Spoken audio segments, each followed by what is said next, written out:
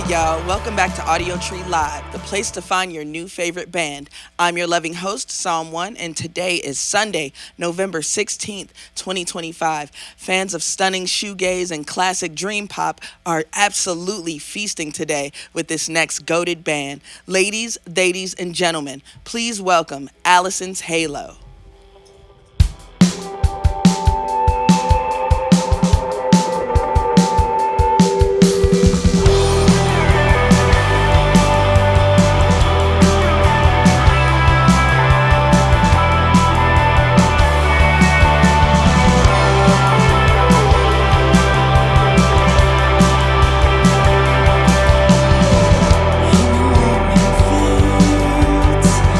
I saw your touch.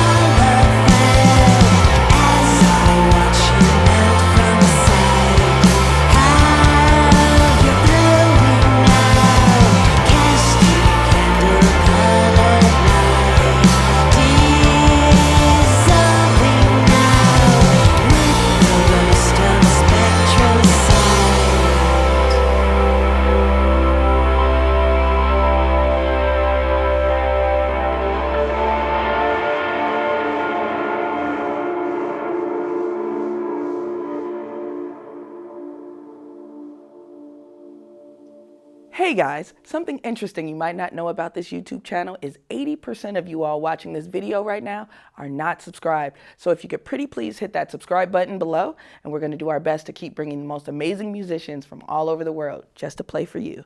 All right, back to the show. We are here with Adam, Kate, Roger, and David, better known as Alison's Halo, and we just heard Dozen, a fan favorite and classic bop. Welcome to Audiotree. How y'all doing? Thank you for having us. Finally, we got you here.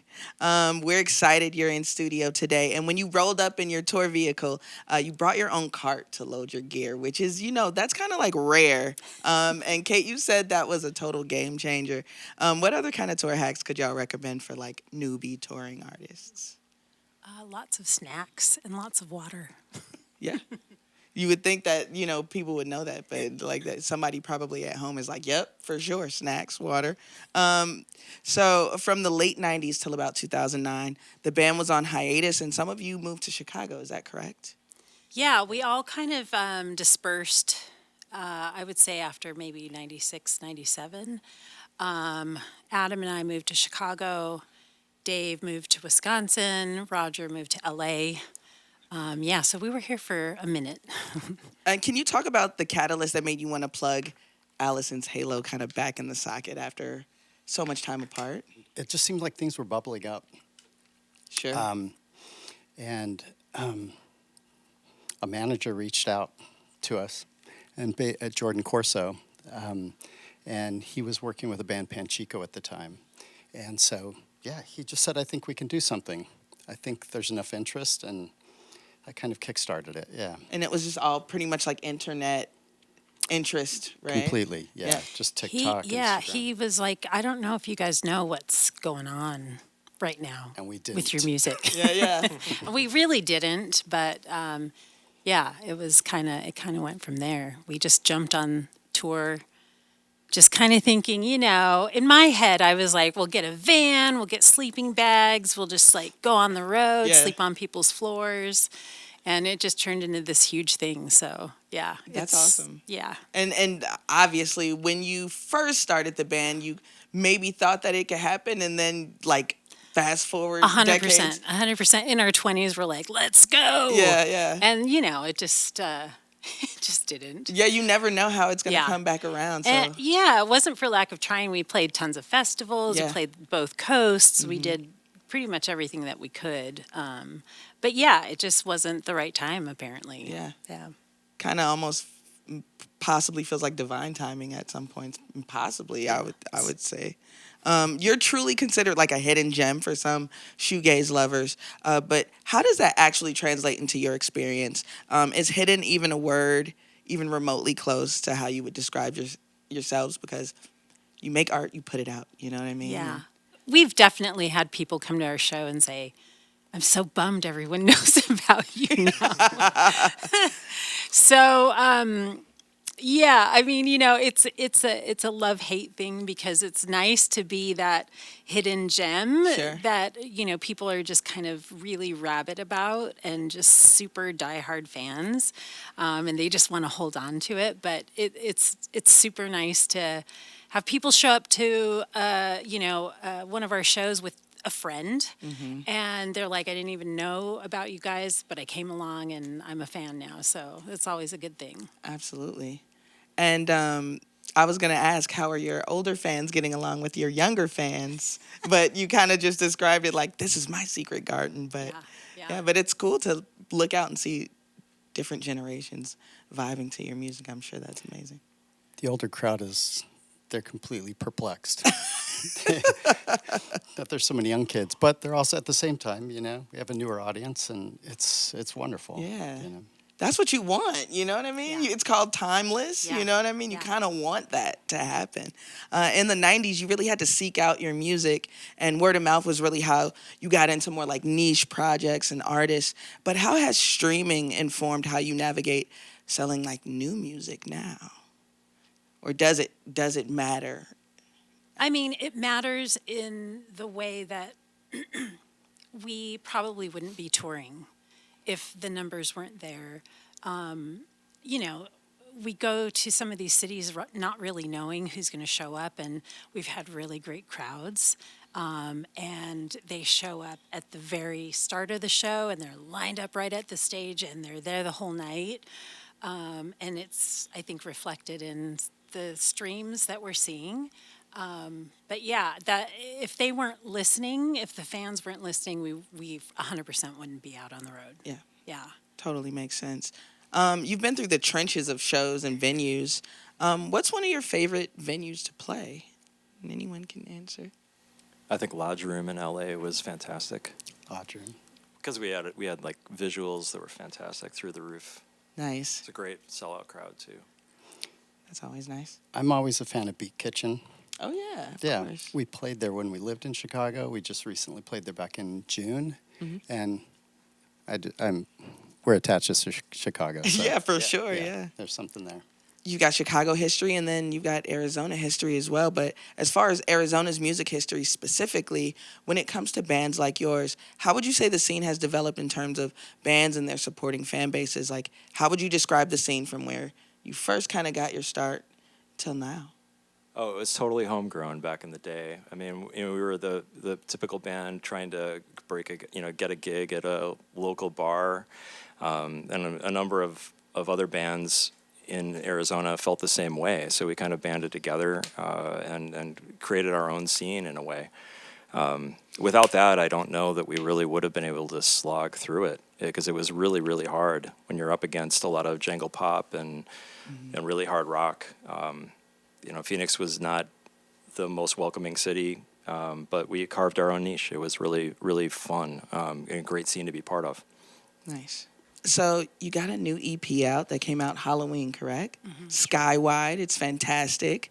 What was the mission going into making this project after such an acclaimed album from decades ago? Did you have that in mind, or were you just like new corner?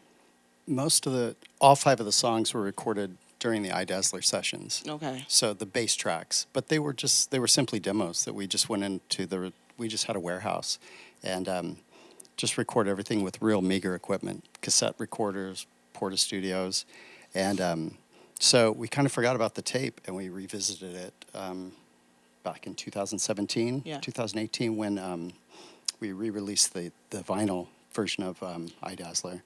And we just came back to it with new lyrics, new melodies, and a few new guitar parts. And it was nice. It kind of bridged the gap between what we were doing then and where we're heading. So.